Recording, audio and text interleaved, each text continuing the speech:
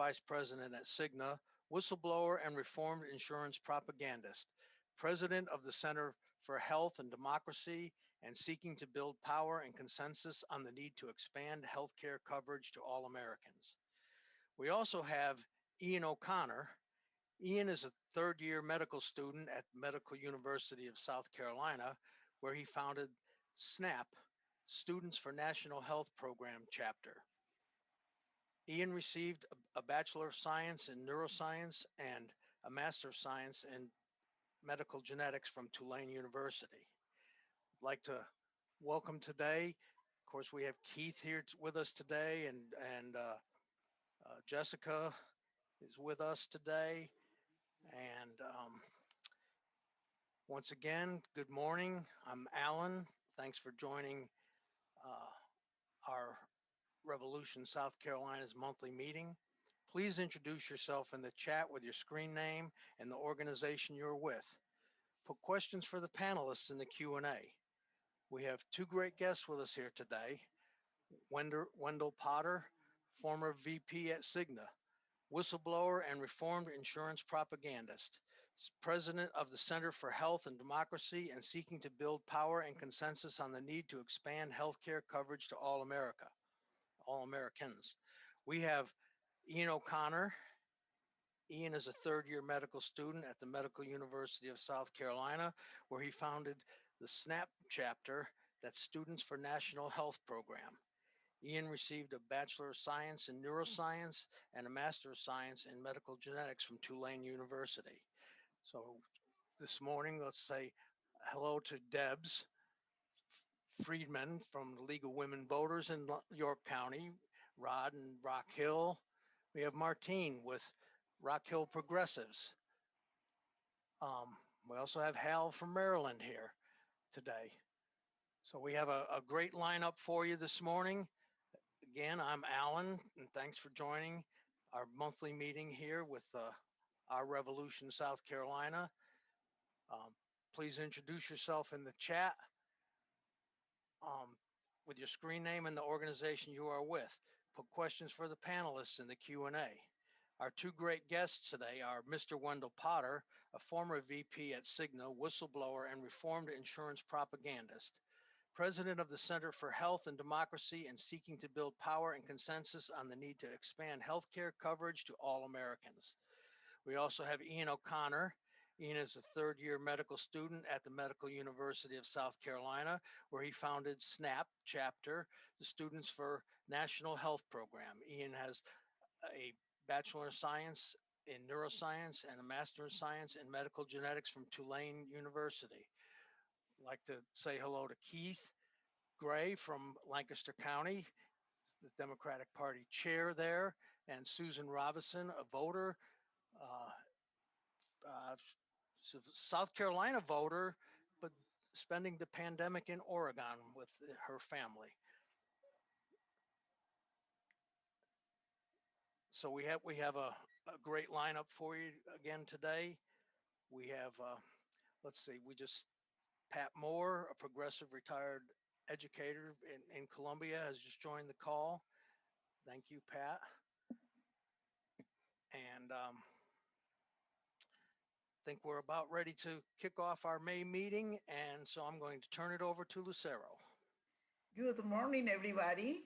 I am Lucero Mesa, co-chair of our Revolution South Carolina, and I am pleased to welcome all of you to our monthly meeting, a continuation of our commitment to fight for Medicaid expansion in South Carolina and parallelly to achieve our goal of healthcare for all as a human right. We've got so much important work ahead here in South Carolina and across the country. Our organizing helped remove Trump from the White House and Biden to win the White House. Our organizing helped Democrats elect progressive champions to Congress and take control of the Senate. Our revolution endorsements are very effective and meaningful. Now we've got to ramp up our organizing to make sure that we can build on those successes and have a government that truly serves the people. Can someone tell me why vision dental care, hearing aids are offered as a separate insurance? Isn't the eyes, teeth, and hearing part of our bodies? It is sad to see elderly teethless, deaf, and barely can see because they can not afford a pair of glasses. Is it an indignation? It is unacceptable. How cruel is that people have 2 or 3 jobs to be able to survive. And on top of that, those part-time jobs do not offer healthcare insurance. How cruel is it that people have to ration their medicines because of the very high prices? Can the politicians understand the impact of this on families' economical and emotional stability? This is a moral issue, period. Over 500,000 people have died in the US due to COVID-19. Many deaths were as a consequence of lack of preventive care. People die in this country because they are poor. So the struggle continues for Medicaid expansion in South Carolina, Medicare for all, and many other issues like global warming, comprehensive criminal justice reform, student debt cancellation, and so much more. Currently, there are only 12 states that have not expanded their Medicaid program to cover more low-income residents. Among them, unfortunately, South Carolina. And unfortunately, many of the poorest citizens in states that decided not to expand Medicaid are victims of a coverage gap purely for political reasons. Our Revolution South Carolina is firmly committed to tackling social injustices in our state and identifying and working to elect candidates to political office who will fight for policies consistent with our values. Currently, we are joining forces with PNHP South Carolina, the JDI, DSA Charleston, and DSA Midlands to continue our fight for Medicaid expansion and Medicare for all. I invite you all to join this effort. We need you. Today, we've got 2 special guests who are doing the work of building progressive changes and educated people on how the healthcare system works and how it affects people. Mr. Wendell Potter is the president of the Center for Health and Democracy, and he is seeking to build power and consensus on the need to expand healthcare coverage to all Americans. We also have Ian O'Connor. Ian is a third-year medical student at the Medical University of South Carolina, where he founded the Students for National Healthcare Program chapter. Besides single-payer advocacy and his very impressive resume, he's conducting a pilot study on the glycoproteomics of non-alcoholic fatty liver disease. Ian received his BS in neuroscience and master's degree in medical genetics from Tulane University. But before we start the conversation with our special guest, we are going to hear from Hal Ginsberg with our Revolution National and our great support from National about our Revolution membership drive, which was launched last month. But I have to say that the support that our Revolution South Carolina received from our Revolution National is crucial to us to continue our work. As a side note, also, I would like to let everybody know that we will skip our June Zoom meeting while still continue our work behind the scene. Welcome, Hal. Thank you so much, Lucero. I just really appreciate the opportunity to speak to South Carolina. I love going down to South Carolina virtually. I was down there a couple of years ago. I've talked about it, and I had so much fun when I was there physically.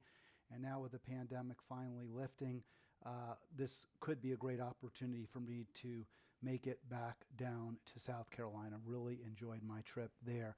And of course, the pandemic has taught us a lot of lessons. And one, it's reinforced. I don't think it's taught us this. It's reinforced how much we need universal single-payer health coverage. That is Medicare for all. We have 2 great speakers here, 2 great guests, Wendell Potter And Wendell and I were talking just briefly before the call. I actually had the honor to interview him many years ago on a radio program. And then we also have the student activist Ian O'Connor from the Medical University of South Carolina. So it's great to have a young doctor-to-be who recognizes how critical this is.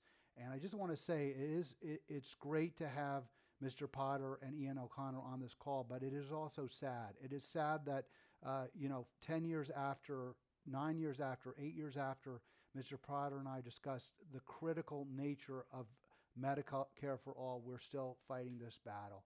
So we've just, but it is what it is. We have a government that is bought and paid for to a significant degree by for-profit healthcare corporations. And their concern is themselves, their bottom line, not you. And we're doing what we can here. And no one's done more than Wendell Potter and Ian O'Connor to change that. So we'll be talking to them in just a moment. I don't want to belabor this. They're the ones you're here to hear from, to speak to. There I am. We have our 4-point plan. Hold Biden accountable, elect progressive champions, fight for progressive policies like Medicare for all, and build a progressive party. To do that, we do ask you, if you possibly can, to contribute a little bit. Join as a movement builder if you're not already. That's $5 a month. You can go to ourrev.us/scmem. That SC means South Carolina gets the credit for it. We ask you, if you can, to contribute a little bit. And you get a nice card as well, nice professional artist design card, along with the knowledge that you're helping support a progressive organization. And we've had a lot of success. Here we have last week. I was in those pictures 1 week ago. That's beautiful Alexandria, Virginia, as we fight for the PRO Act, Protect the Right to Organize Act. We need to support working people in America today, and that means allowing them the opportunity to form a union and bargain collectively to protect themselves from corporations. So we do ask you to be involved in that fight for the PRO Act. To get the PRO Act passed, we probably will need to end the filibuster. There's an argument it doesn't, it can be achieved through reconciliation if you know the whys and wherefores of the Senate, but the solution ultimately has to be to prevent a minority of corporate senators from stopping progressive legislation. We are fighting to end the filibuster. That could have real-world ramifications also with senators like Kristen Sinema in Arizona. And we are transforming the party at every level. One example in California, the Troublemakers Caucus. The California Democrats have been infiltrated by progressives. They are fighting back. Their mechanism to protect themselves and their power has been kicking in, but we have overcome that to a very significant degree. And there you can see Fatima Iqbal from Our Revolution Long Beach, who has done incredible organizing there to take over the Democratic Party. And again, we'll just go back real quick to that slide if you can, ourrev.us/scmem. So if you can join, we'd ask you to do so. Again, this is critical for us to continue the fight for progressive policies and hopefully make life just a little bit better for working people. We do think that the Biden administration, we know the Biden administration is a very significant upgrade over what we had before. There's no question about it. We do have Democratic control of both houses. That's in part, a large part, due to our hard work with phone banking, with organizing, with rallying. We got to keep the pressure on. You can help us do that with https://ourrev.us/scmem. And with that, let me turn the meeting over to our moderator, Jessica Bright. Jessica, over to you. Good morning, everyone. Good morning. Yes, please join us in this movement, and I'm glad to be here and have the opportunity to talk to two fabulous speakers. The first one is Mr. Wendell Porter, a former VP at Cigna, a whistleblower and the reform insurance propagandist, and the president for the Center of Health and Democracy. He is seeking to build power and consensus on the need to expand healthcare coverage for all And as stated, he has been working hard and relentless for years in this. Mr. Potter, welcome. Thank you so much, Jessica. Thank you, Lucero. Great to see you again, and Hal and Ian. It's a pleasure to share this time with you. Ian is just incredibly brilliant and passionate, and I feel good about the future just knowing people like Ian. And you'll be seeing and hearing more from Ian in a few minutes, but in the years to come. I am, as Jessica mentioned, a former health insurance company executive. I spent 20 years working inside the industry and left after a crisis of conscience, which I can talk a bit about in a few minutes. But thanks for having me on. Yes, we're glad to have you. So let's start off our conversation today. And can I get a little bit of background on what inspired you to write Deadly Sins in 2011? Hey, thank you. As I mentioned, I left my old job actually in 2007 or 2008 after a crisis of conscience that began to really build and take shape in 2007. I was beginning to become very disillusioned with what I was doing for a living, in particular because I knew I had to be. It was part of my job to become an advocate and champion and spokesperson for an industry-wide movement to get everyone in this country into a high deductible plan. And I knew that was not going to be good for a lot of people, middle income people, low income people in particular, people with chronic conditions. But it took a trip back home to Tennessee to visit family. While I was there, I picked up the newspaper and read about a healthcare expedition being held at a county fairground near where I grew up. And I went there out of curiosity. And what I witnessed just shook me to my core and really woke me up. I saw people who were lined up by the hundreds, who were there. They had driven from hundreds of miles away. Many of them had slept in their cars and trucks overnight, waiting to get care that was being provided free by doctors and nurses and dentists who were volunteering their time. And a lot of those lines I saw led to barns and animal stalls. This was the county fairground, and volunteers had cleaned them up as best they could, but people were being treated in animal stalls, people that I could have grown up with. And I realized I could have been one of those people had I just not been lucky. I had a few lucky breaks along the way. I had some very important people helping me in my life. And I also knew that it was the exact opposite of what I tried to do in my first job, which was I was a newspaper reporter, and I always tried to be honest and never to leave anything important out, never to try to mislead people. But it occurred to me immediately that day that that's exactly what I was being paid to do, to mislead. So I ultimately left. And my first time out as a critic of the industry was actually in 2009 when I testified several times before Congress about how the insurance industry really works and what I used to do for a living, how the industry spends so much of premium dollars, our money that we spend in premiums and on healthcare to conduct propaganda campaigns. And I used to be a part of those campaigns. So I had the privilege of being able to write my first book, Deadly Spin, which gave me the opportunity to go far beyond my testimony before Congress and to begin my work in a very serious way as an ongoing advocate for healthcare reform and to help people understand how propaganda works and how the entrenched special interests again spend our money to preserve their profits. Okay. So you keep on saying crisis conscious. Could you please delve into that a little bit more with us? Yeah, and I wish more people would experience the same thing. More people, more of my former colleagues, and I think it was related to. I probably wouldn't have had that crisis of conscience had I not been raised in a working class family in rural Appalachia, knowing people who didn't have a lot of money, and also, as I said, because of the work I'd done as a journalist. And I just became extraordinarily ashamed of what I was doing. And realized I had to make amends for what I had been doing. And that's why, frankly, it not only was a crisis of conscience for me to feel regret about what I had been doing for so long. For 20 years, I worked for Humana and then Cigna. Um, but I felt a real obligation to begin to make amends, to try to make amends.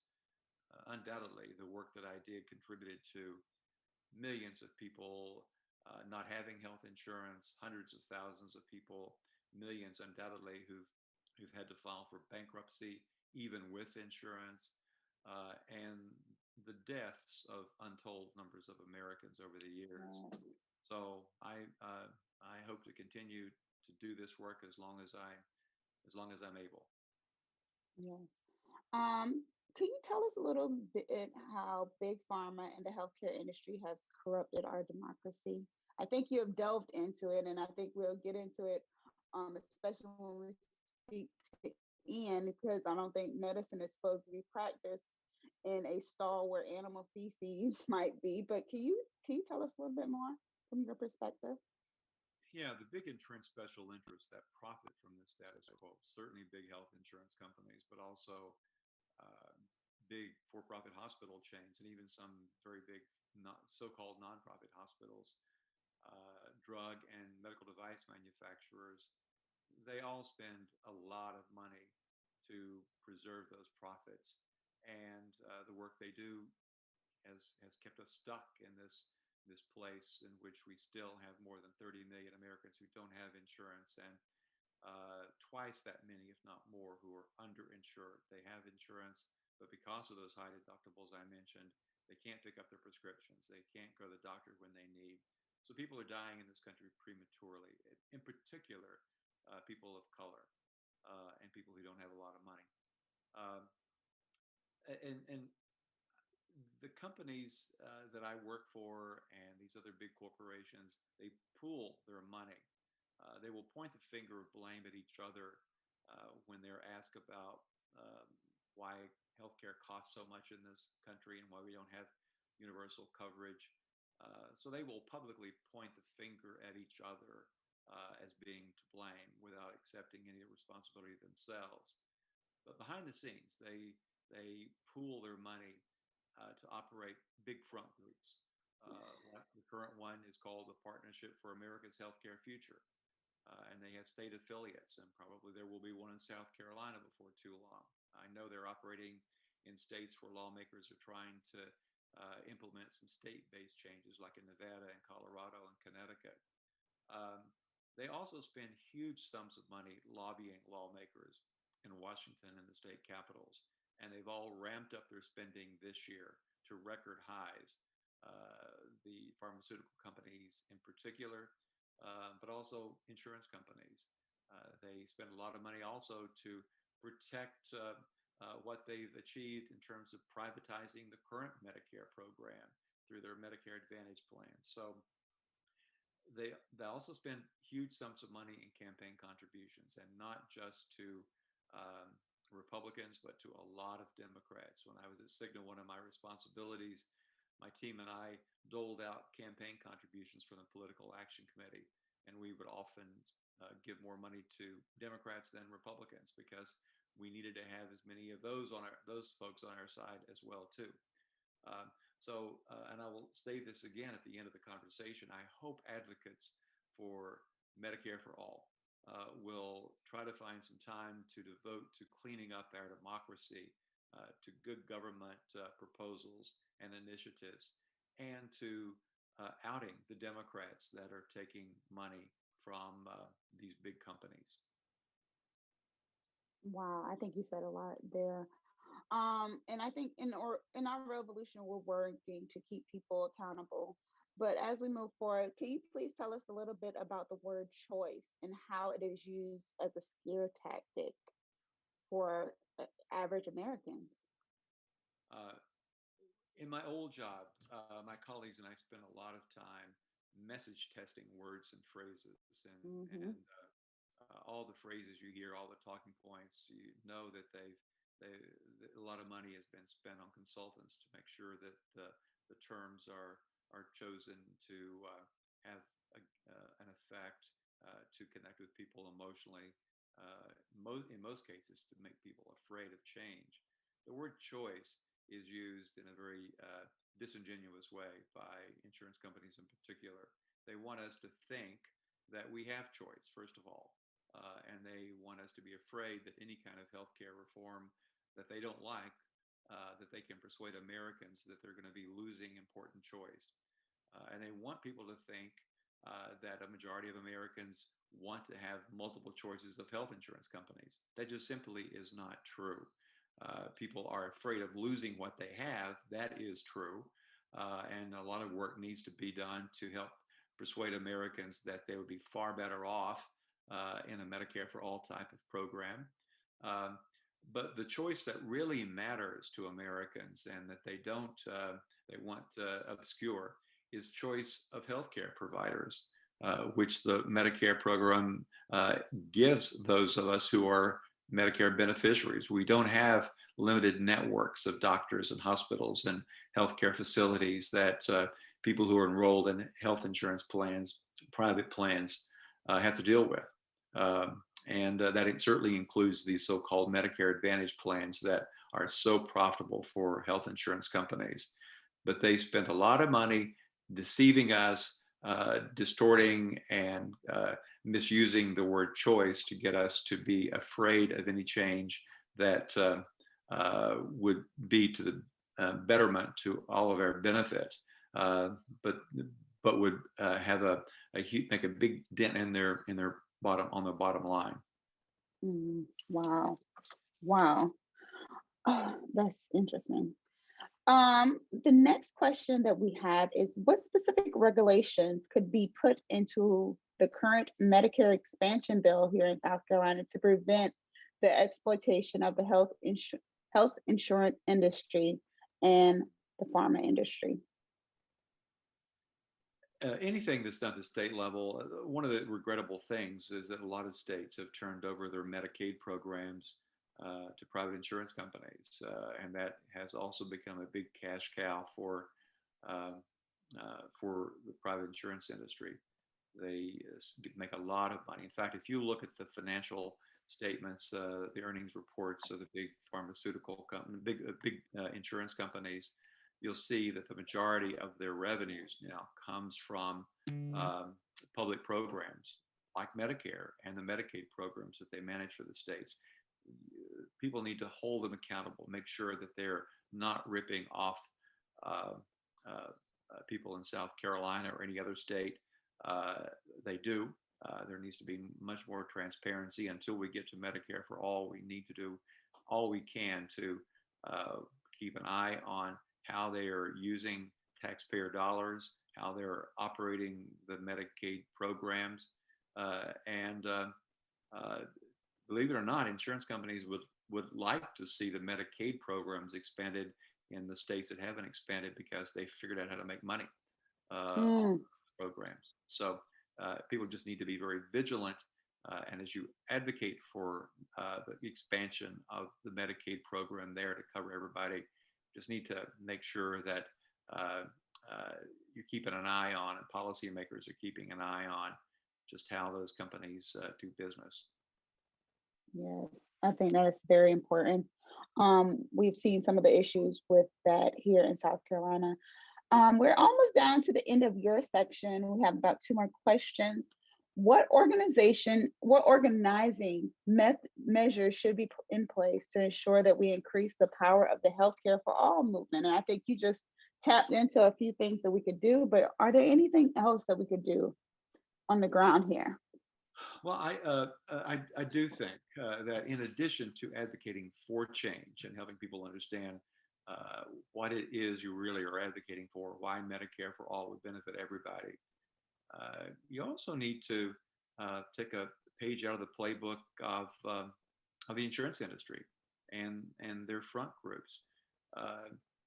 They use scare tactics, certainly, but people need to be made aware of just how insecure their health insurance is if they have health insurance from a private insurer. We saw during this pandemic, millions of people lose their jobs and along with them their health insurance because of our antiquated and outrageously absurd system of having our healthcare access tied to our job. So we need to spend time helping people understand just how vulnerable we all are, how so many people are a layoff away from being not only unemployed, but uninsured, and for them and their families, and to help people understand also that we are forcing people to gamble with their lives and their finances by giving them these so-called choices, which are just usually variations of high deductible plans, and how people are making choices to look for the lowest premiums in many cases, but unwittingly they're putting themselves and their families at high risk because if they get sick or injured, or anyone in their family, they will have to pay thousands of dollars out of their own pockets before their coverage kicks in. That's why you have so many people who have insurance who wind up in bankruptcy court and go to GoFundMe to beg for money from strangers. I encourage you to, as I said earlier, really expose the Democrats who are corporate Democrats who are on the take from these big companies. My last book is called Nation on the Take: How Big Money Corrupts Our Democracy and What We Can Do About It. I hope you might check that book out just to understand how these big companies go about influencing not only the way we think and act and vote, but how policymakers operate, and how these big companies influence elections and public policy. And help my organization and me and other colleagues point out the lies that these companies are telling through their front groups, like the Partnership for America's Healthcare Future. We could talk all day long about how they go about it, how they hire big PR firms like Forbes Tate in Washington, and Locust Street Group, also a Washington-based PR firm, to conduct their propaganda campaigns, their deception-based campaigns. So check out Forbes Tate, which is a PR firm. They need to be vilified. I would love to see some action in Washington when we can all get together again and demonstrating in front of these PR firms that are doing this dirty work. Wow, thank you. Thank you. And then where could people find your book? Your books? You can find my book in some bookstores, certainly, but Amazon and other places where you can order books. They're available in many different formats, including audio and Kindle versions. You can get electronic versions that are a lot cheaper. So please do check out Deadly Spin, my first book, and Nation on the Take, my second book. And follow me at wendellpotter.com. Check out the work that we're doing at the Center for Health and Democracy. Again, the word democracy is there because of the importance of everybody who advocates for healthcare reform and Medicare for all to also advocate for cleaning up our political system. And I would be remiss if I didn't mention, I also lead an organization called Business Leaders for Healthcare Transformation. And you can find that organization at blhct.org,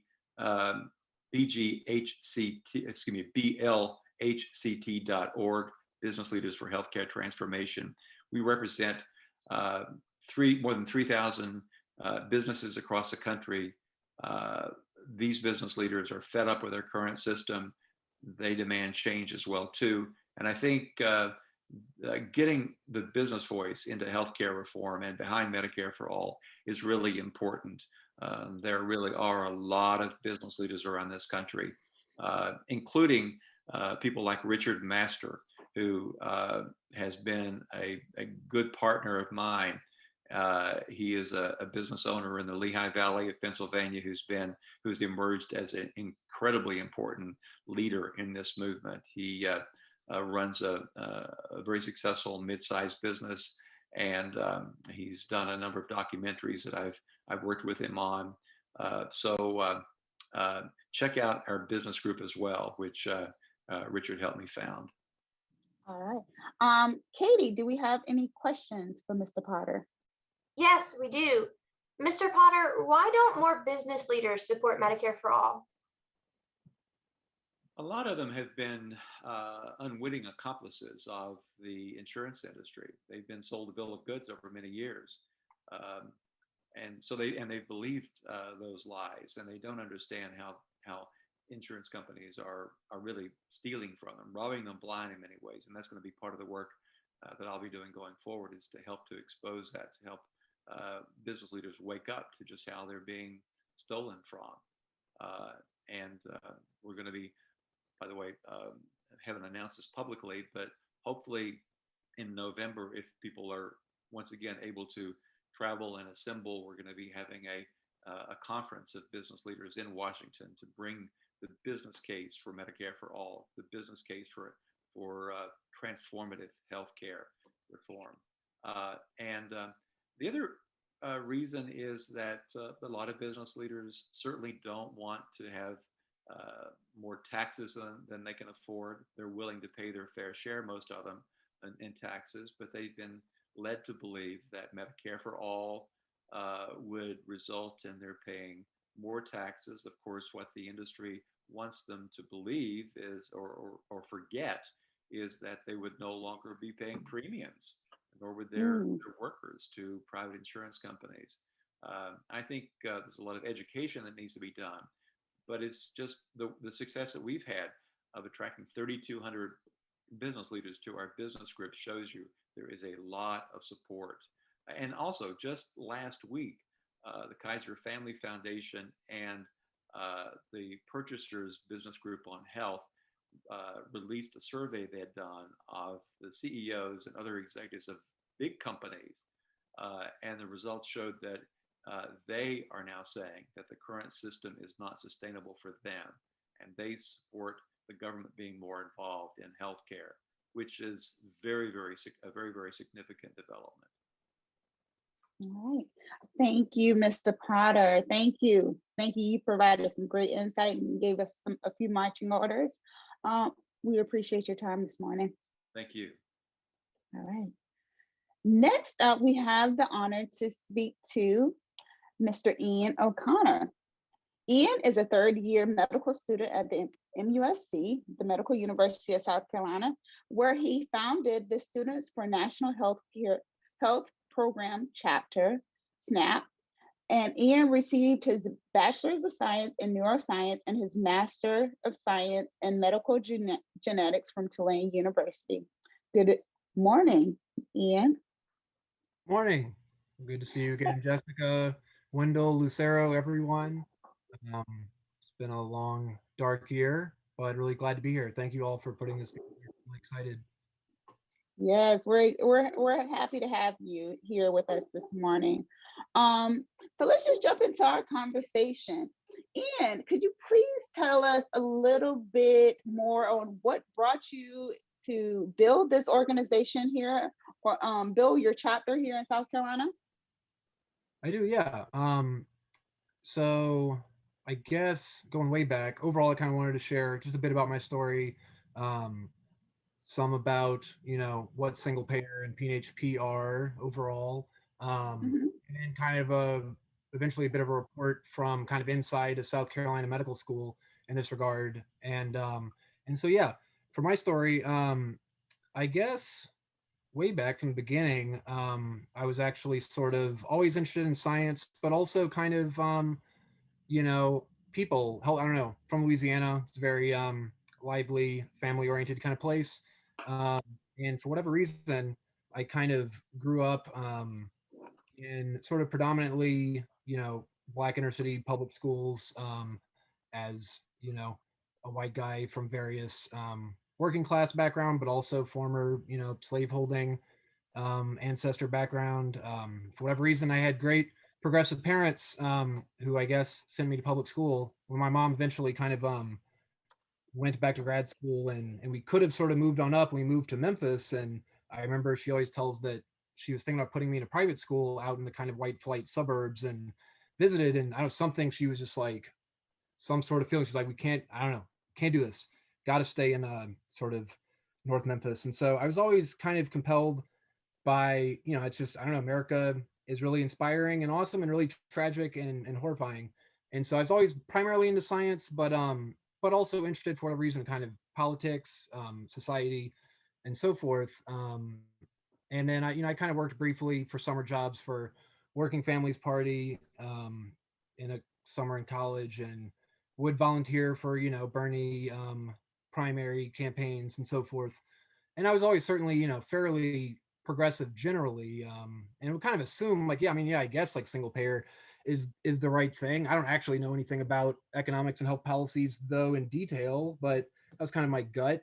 And then I got to medical school here, and thank you for the kind words earlier, Wendell. It was actually certainly yourself a key sort of entering inspiration for me, as well as Dr. Keeley, who may be on the call. He's the South Carolina PNHP chapter leader.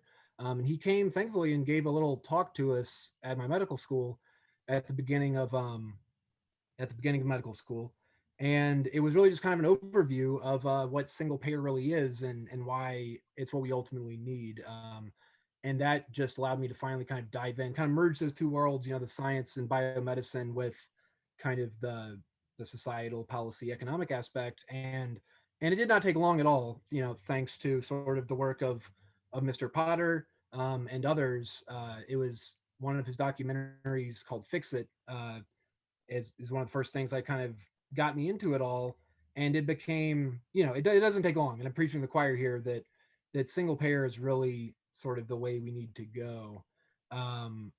And so, yeah, it kind of, that instinct is in fact kind of, I think, is in line with reality that so many of us have kind of on the progressive side, and it's really backed up by the facts. But yeah, that's how I kind of got into it. And then I was certainly, not being from South Carolina, having kind of been in big whatever, coastal liberal elite bubbles in my early adulthood before medical school, I was frankly, I've just kind of self-preservation, a bit leery as to like start a what now? Like we're thinking about starting a Medicare for all, like pinko, kind of node in Charleston, South Carolina.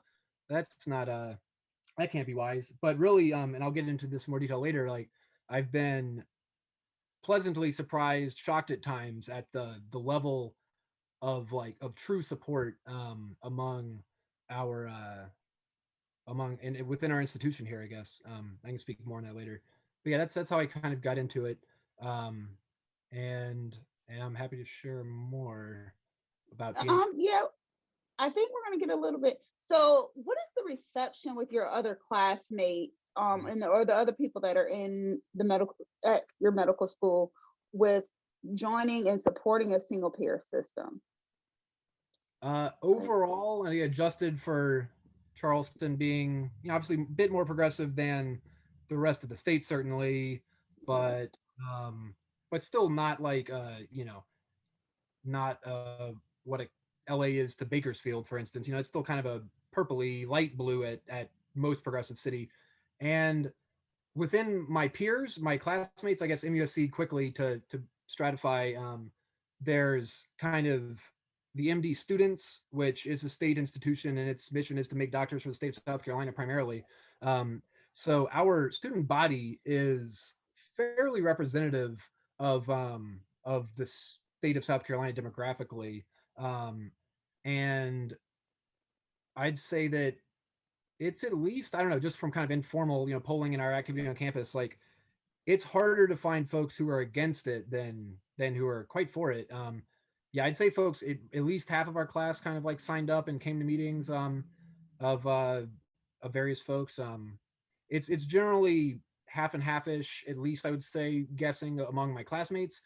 But now it gets more exciting and kind of encouraging as you almost go up the ranks, and then you get to the top and it gets sad and scary again, the very top. Mm-hmm.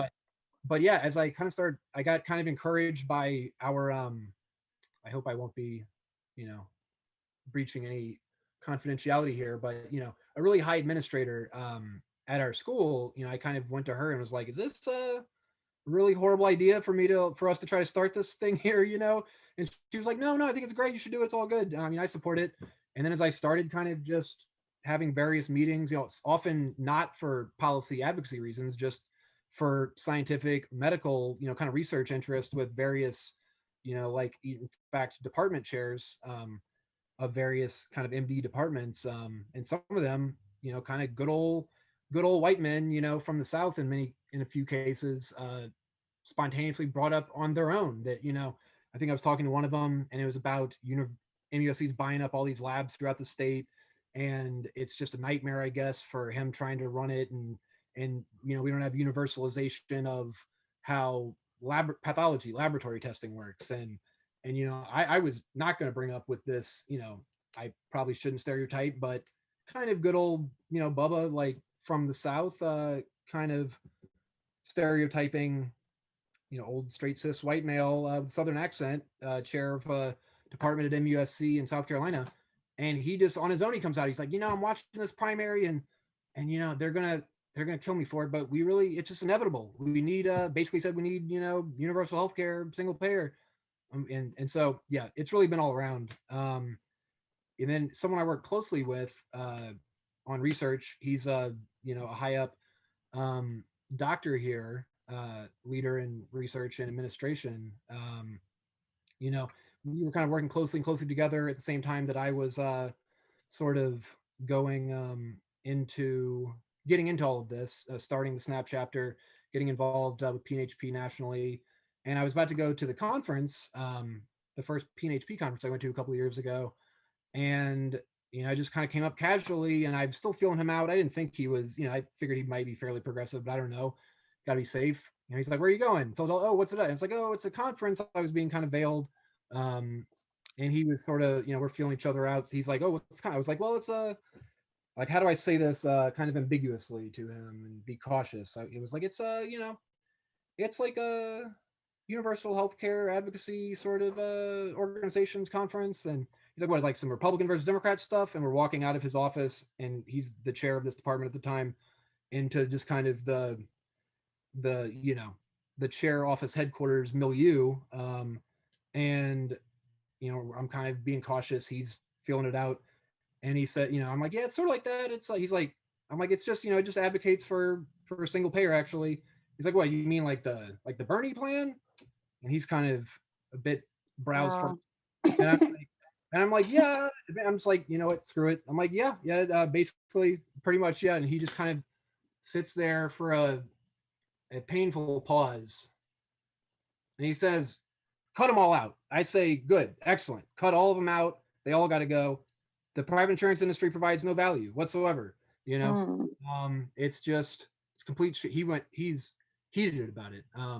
So it was just like, wow, like, this, and I didn't think that he was like a raging conservative or anything, but he's full blown on board. And then, actually, thanks to you back a year ago, Jessica, we were fortunate to host Michael Lighty, a longtime policy expert, advocate, and at the time, Sanders campaign staff and healthcare advisor. He came certainly not with that hat on, but he came, and that same, department chair came. He kind of moved his schedule around to come see Mr. Lighty, and they talked for a while. And obviously, this is Michael's job. His whole life is sort of feeling out where folks really stand on this. And as we walked away from the department chair at MUSC and Michael's conversation, Michael kind of took me aside and said, like, I talked to a lot of folks, and like, this guy is like, he's on board 100%. It's not, there's a gradation to it, and he's about it. And it's continued, now I'm applying to residency, and just again with the got to secure your own, oxygen mask first sort of thing. I'm like, how much do I put this, vaguely or explicitly or this or that on my applications or not? And I'm asking now, the folks in charge of, MDs, but in charge of kind of residency application process and just down the line, it's really everyone. They're like, no, like anyone in medicine can be for this. And in a broader perspective, just I want to introduce kind of PNHP a bit for those who you may know but may not. It's a national physician organization dedicated to education, research, advocacy, specifically of single payer Medicare for all sort of healthcare program. And they actually, with this Partnership for American Healthcare Future kind of shadow villain group that Mr. Potter mentioned, it was a couple years ago, I believe, at the annual AMA meeting that that PNHP, among others, I imagine, is actually some of my SNAP, the student branch colleagues who at the time were really intrepid and kind of like going undercover, like mole operative on the yearly AMA, American Medical Association meeting in Chicago, I believe 2 years ago or so. And background, this Partnership for American Healthcare Future that, Mr. Potter described was kind of formed, I believe, every year Bernie would introduce the single payer legislation, every year, and then and not really have much support, I believe. And then in 17 or so, he introduced it, and suddenly he's got all these, sort of presidential hopefuls behind him at the podium. And I believe that was kind of an impetus, this is getting serious for that shadow group to start. And they comprised initially of, certainly the formative factor was the insurance industry itself, but also big pharma, big hospital, and big doctor. And that was kind of the group at first. And AMA had its meeting a couple of years ago, and some of my Alan Krita, Sedula, and Rex Ty and others in Chicago, medical students, I think they literally like signed up and like got into the AMA sort of like annual meeting, which is kind of cloistered, concave, and literally I think kind of basically opened the door to the conference hall or whatever for all of these activist folks to come in and do a little die-in type thing to their meeting where they were deciding whether or not to remain a part of this Partnership for American Healthcare Future. And in fact, we were successful, PNHP and others, at sort of pressuring the AMA to, if not endorse single payer yet, to certainly at least, in fact, they left that partnership. So thankfully, though AMA historically has been on kind of the bad side of doctors through history, we actually got them to leave. So that's good. And then they did have a vote that year on whether to formally support single payer. And the AMA itself actually voted very slightly to not support it. 52 or something percent of AMA said, we're not going to support single payer. But if you think about AMA is actually kind of the, historically been really on the bad side of a lot of the sort of the rough side of medical history. And they still are comprised of largely kind of like the more highly paid proceduralists who kind of benefit from the system, the sort of industrial complex, and for them to almost vote it is a really good sign. And then a year later, one year ago, the American College of Physicians, the largest group after the AMA, did in fact formally endorse single payer. So it's really encouraging, locally and nationally, physician support. I just kind of my own intuitive sense, being on the wards, working with, as a third year student, we rotate among all the different specialties, and it's, I mean, honestly, from my peers, mostly, certainly up through the kind of faculty here at MUSC, it's hard to find folks who don't support single payer and really get it. I will say that, a lot of them are very flatly like, yeah, obviously that's what we need. A lot of them maybe burn out, or kind of gloomy, let's say, on the prospects of it actually happening, but they know that it's what we need. So I don't know, it's the current system that really, is so inefficient and wears folks down, that maybe kind of saps them of some of that optimism that we can make it happen. But I think there's a definite majority of physicians in America, certainly, and even here at MUSC who know that it's what we need. Yeah. Yeah, so that's hopeful. So you saying that brings some hope. So hopefully we can pair both worlds together and get the physicians behind us and the people on the ground to support us, and hopefully lobby and successfully lobby some legislation so we could get to that point. We're going to open up the floor for any questions. Katie, do you have any questions for Mr. O'Connor? Yes. Mr. O'Connor, have you found any arguments for Medicare for all that are particularly persuasive? Certainly. That's what both Mr. Potter and Master and their sort of work, as well as PNHP, has really shown me over the past couple of years. And I would say that us in this room, I'm kind of assuming that we're kind of on board, and we're sort of motivated, largely by sort of justice and compassion and building a sort of public square together. And that's all great and correct and good. And I think it's great. But America, I don't know, we're a bootstrapping place and so forth. And I think that, when something is like truly just kind of correct by like the laws of physics and nature and economy and health policy, it's correct on sort of all lenses and all sides and compelling from all sides. So we all like to say that healthcare is a human right, and that's, I think, correct, and we all think correct and good. But for whatever reason, unfortunately, a lot of Americans just kind of instinctively, allergically recoil to language like that, and it may be because of the way we're polarizing, just with language cues, but also, I mean, maybe they're straight up worldview. Maybe they don't think it's right, and they think that um, it's kind of more individualistic. Take care of yourself and just kind of rugged sort of thing. But yeah, so it really on the on the other side, kind of it's so compelling and airtight. A few of my favorite points from Ed Weisbart is kind of this is how he distilled it. He's one of our PHP kind of leaders. Is kind of the economic efficiency of it, and like Mr. Potter said, that it really is about like choice and freedom, and it can be even about patriotism. I think is a way that we should frame it and start spinning it.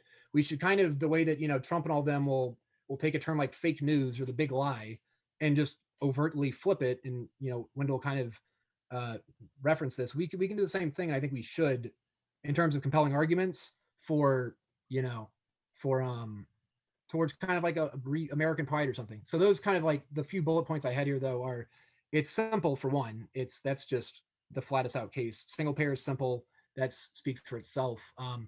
But there's all these myths. It's really comprehensive benefits, truly comprehensive benefits, as opposed to in the private insurance world. Many people do know, but there's still a lot of folks who don't really understand. There's a lot of talk about, well, I've got a good private insurance plan or a Cadillac plan even or whatever. And, as Mr. Potter could tell us, like that really doesn't necessarily mean anything. It just takes you getting, unless you're flat out independently wealthy, just crazy rich and can just pay for, anything. If you're not that, then private insurance is flatly a gamble, as Wendell said. Even if you have among the best plans, it just takes getting really truly sick, cancer, a car wreck, like something devastating, and it may or may not be covered, as opposed to Medicare, which is of course truly comprehensive benefits. And it's there's no surprise bills. I guess that's a thing to hammer home. That's always popular. It's just, you pay for it via your taxes. Kind of, this is tricky to get into with folks across the aisle, but if you have someone who's kind of listening to facts, you can say, that like, it maybe gives you a bit of credibility to just come out and take some of the, like, yes, we want to raise taxes. However, very plainly and explicitly, we want to raise taxes by this much. I don't know if you can see me, hopefully, by some amount. And that will certainly be for 95+% of America, much less than you are currently paying for your Cadillac health insurance plan and premiums, deductibles, copays, so forth.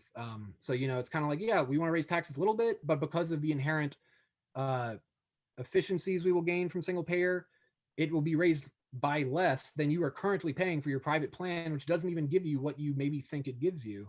And then choice is another big one, kind of on that line, as Wendell said, we need to reclaim that sort of loudly. They talked about death panels a decade ago in terms of, the government's going to determine whether, so-and-so gets this treatment and granny lives or dies or whatever.